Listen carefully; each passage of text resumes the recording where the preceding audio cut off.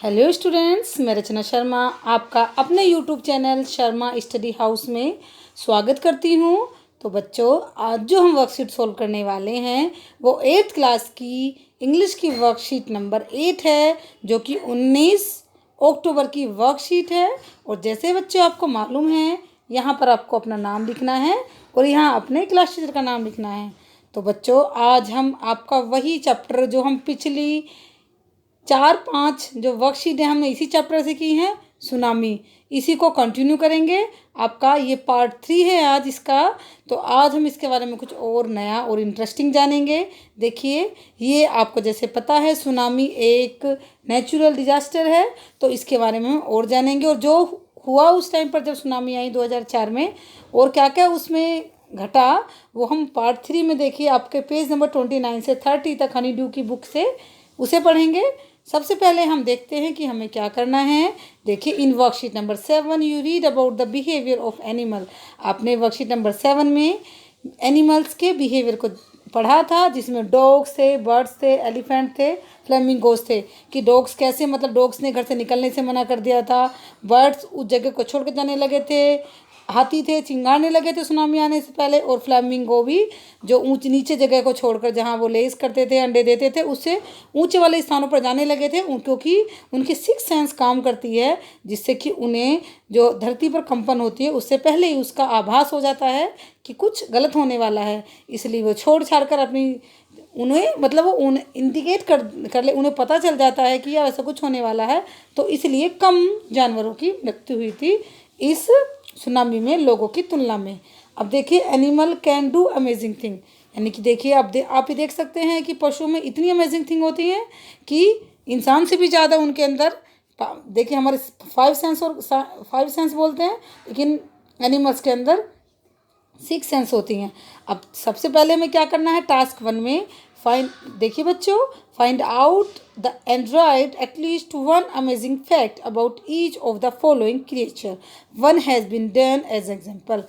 आपको कुछ क्रिएचर दिए गए हैं, कुछ प्राणी दिए गए हैं, कुछ एनिमल्स हैं, कुछ इंसेक्ट्स हैं, कुछ वाटर एनिमल्स हैं। तो आपको इनके बारे में बताना है कि उनके अंदर एक क्या अमेजिंग चीज़ है, सबसे उनकी अमेजिंग चीज़ उसकी क्या है, उनके बारे में एक लाइन लिखनी है। आपको एक एग्जाम्पल के तौर पर दिया गया है, हनी बी, आपको पता है हनी बीज मधुमक्खी होती है, कैन रिमेंबर फेमिलियर फ्लावर्स, यानी कि जो हनी बी है वो याद रख सकती है एक जैसे फ्लावर्स को, यानी कि उसमें भी इतनी सेंस होती है कि वो एक जैसे फ्लावर्स को याद रख सकती है। अब हमें व्हेल के बारे में लिखना है, तो क्या लिखना है, ए व्हेल, देखिए मैंने लिखा है नीचे आपकी हेल्प के लिए। The blue whale is the largest animal on the earth. जो ब्लू व्हेल है वो लार्जेस्ट एनिमल है अर्थ पर। आपको पता है सबसे बड़ी होती है व्हेल मछली। दूसरा है द आंट, चींटी का, आपके चींटी के बारे में आपने सबसे फेमस चीज़ क्या सुनी है, अमेजिंग चीज़ क्या होती है, कि देखिए the ant is the most laborious insect. जो आंट है मोस्ट लेबोरियस बोलते हैं, सबसे मेहनती इंसेक्ट, जो एक कीट जिसे हम बोलते हैं कीट, इंसेक्ट मीन्स कीट होते हैं, तो सबसे लेबोरियस मतलब परिश्रमी कीट है जो आंट है, बहुत मेहनती है।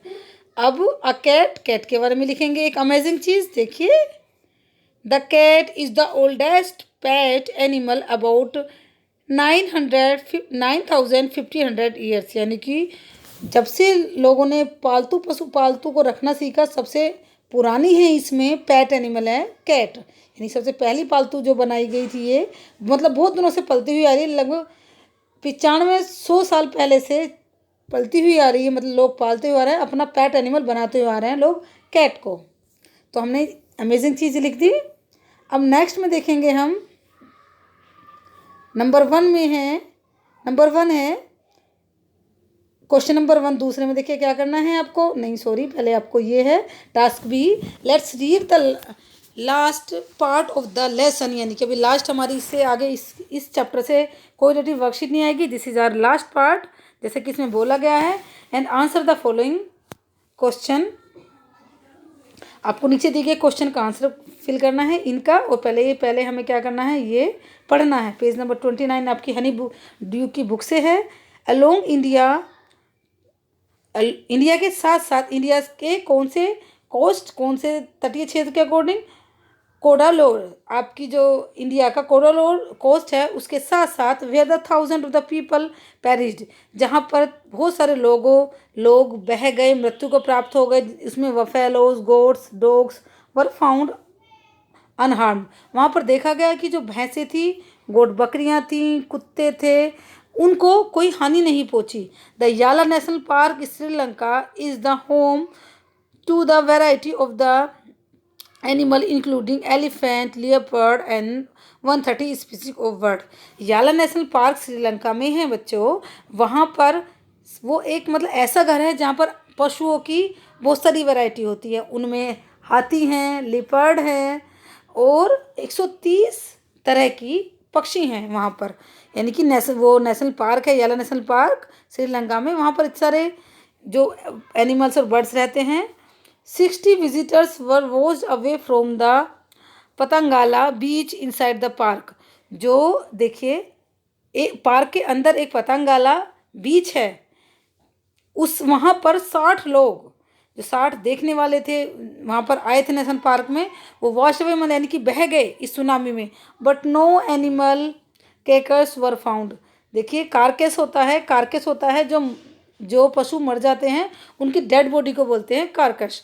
तो कोई किसी भी एनिमल की बॉडी जो है वहाँ पर नहीं मिली, यानी कि कोई एनिमल नहीं मरा, एक्सेप्ट टू वाटर बफेलोज। केवल 2 जो पानी में रहने वाली भैंसें होती हैं, उनके अलावा कोई और नहीं मरा। अबाउट एन आवर बिफोर, लगभग 1 घंटा पहले सुनामी के hit people at Yala national park and observe 3 elephant running away from the Patanangala beach. यानी कि लोगों ने याला नेशनल पार्क में देखा था, नोटिस किया था कि 3 जो एलिफेंट थे, जो 3 हाथी थे, वो पतंगाला बीच से भाग रहे थे। यानी कि उन्हें लग रहा था कि पानी में कुछ, उन्हें पता था, उनकी सिक्स सेंस काम कर रही थी कि अब यहाँ पर कुछ गलत होने वाला है। तो इसलिए जो एलिफेंट थे उस बीच आपको पता है ना, कि बताया था मैंने आपको पिछली वर्कशीट में, पिछली वीडियो में, कि बीच होता है समुद्र का किनारा, है ना। तो उस बीच मतलब वहाँ से लोग, ये हाथी भागने लगे थे। आगे बढ़ते हैं। A Sri Lanka gentleman who lived in the coast near the Galle said 2 dogs would not go for their daily run on the beach. Sri Lanka का एक सज्जन व्यक्ति बताते हैं जो कि गैले कोस्ट के नियर, यानी कि उस तटीय क्षेत्र के पास रहते हैं। उन्होंने बताया कि जो 2 कुत्ते हमेशा उनके साथ डेली रन पे जाते थे, वो उस दिन नहीं गए बीच पर। डेली जैसे रन के लिए जाते हैं, तो उस दिन वो दोनों कुत्ते नहीं गए। They are usually excited to go on the outing. जबकि वो बाहर जाने के लिए हमेशा एक्साइटेड रहते हैं। ही सेड, वो बताते हैं कि हमेशा उनके कुत्ते जो हैं वो बाहर जाने के लिए एक्साइटेड रहते हैं, लेकिन उस दिन नहीं गए। But on that day they refuse to go, लेकिन उस दिन उन्होंने मना कर दिया, यानी कुत्तों ने मना कर दिया बाहर जाने के लिए। And most probably saved his life, और अपने जीवन को बचा लिया।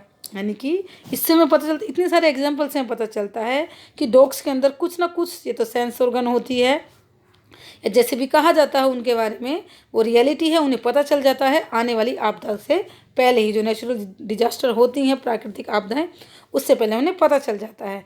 अब हमें फिलअप्स करने हैं, क्वेश्चन के आंसर देने हैं। फर्स्ट में देखिए, the park is being discussed in the above passage, it is in Sri Lanka. Sri Lanka में कौन सा पार्क है? देखिए, ये लिखा जाए द याला नेशनल पार्क इन श्रीलंका। तो इसका हमारे पहले का आंसर क्या बनेगा हमारा? देखिए, मैंने लिखा हुआ है आपके लिए, द याला नेशनल पार्क। ये हमारे इसका आंसर मैंने आपको ऊपर ही बता दिया है। दूसरे में देखिए, सेकंड में क्या है? 60 गोट washed away from the Patanangala बीच। क्या थे? 60 विजिटर्स। ये देखो, ये रखा विजिटर्स, तो ये मैंने आपकी हेल्प के लिए लिख भी दिया नीचे विजिटर्स। तो सेकंड फिलअप्स में क्या आएगा? विजिटर्स। ओके बच्चों, अब थर्ड में देख लेते हैं हम। थर्ड में क्या करना है? In Galle the dog refuse to go the beach with their masters because. कुत्तों ने गैले बीच पर जो जाते थे डेली वॉक के लिए, कुत्ते क्यों मना कर दिया? दे वर टायर्ड, वो कुत्ते थके हुए थे। या they could see sense an approaching disaster, उन्हें आने वाले इस डिजास्टर जो आपदा थी इसके बारे में उन्हें पता चल गया था। दे वर हंग्री, वो भूखे थे इसलिए नहीं गए थे। तो आपको पता है इसका आंसर बी है, क्योंकि उन्हें आने वाले इस प्रकोप के बारे में पता था। तो हम बी लिख देंगे, they could sense an approaching disaster. अब हमारा फोर्थ क्वेश्चन है, अ न्यूज़पेपर रिपोर्टर विजिट याला नेशनल पार्क। एक न्यूज़पेपर रिपोर्टर ने याला नेशनल पार्क में गया और आफ्टर सुनामी के बाद उसकी हेल्प करनी है आपको उसकी रिपोर्ट को कंप्लीट करने में। तो कैसे करेंगे आप हेल्प? देखिए, number of species of bird, कितनी स्पीसीज हैं वहाँ पर, अभी मैंने बताया था आपको। देखिए 130 स्पीसीज, कितनी पक्षियों की कितनी प्रजाति हैं? तो आप क्या लिखेंगे यहाँ पर? 130, ये लिख दिया मैंने 130। और दूसरा है आपका, number of visitors watched away from Patanangala beach. तो जैसे आपको मैंने यहाँ बताया था 60, तो हमने यहाँ पर 60 लिख दिया। अब लास्ट है, number of animal carcasses found in the Yala national park. कितने एनिमल्स की जो बॉडी वहाँ पर मिली थी आपको? देखिए 2 वाटर बफेलो। तो क्या लिखना है आपको? 2 वाटर बफेलो। यहाँ मैंने यहाँ गलत हो गया है, देखिए यहाँ पर लिखना है आपको 2 वाटर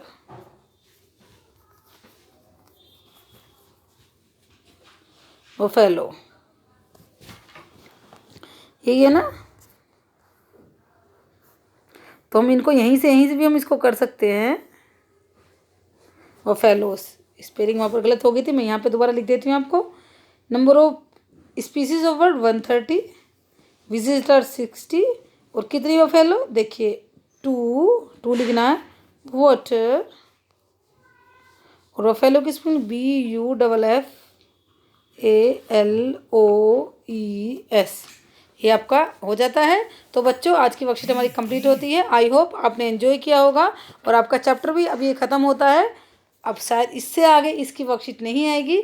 तो बच्चों आपको सुनामी बहुत अच्छे समझ में आ गया, क्योंकि हमने इस पर 5 या 6 वर्कशीट हमने इस पर कर ली हैं। तो बच्चों आपको अगर मेरी वीडियो पसंद आई हो तो इसे लाइक करना ना भूलें और चैनल को सब्सक्राइब कर लें।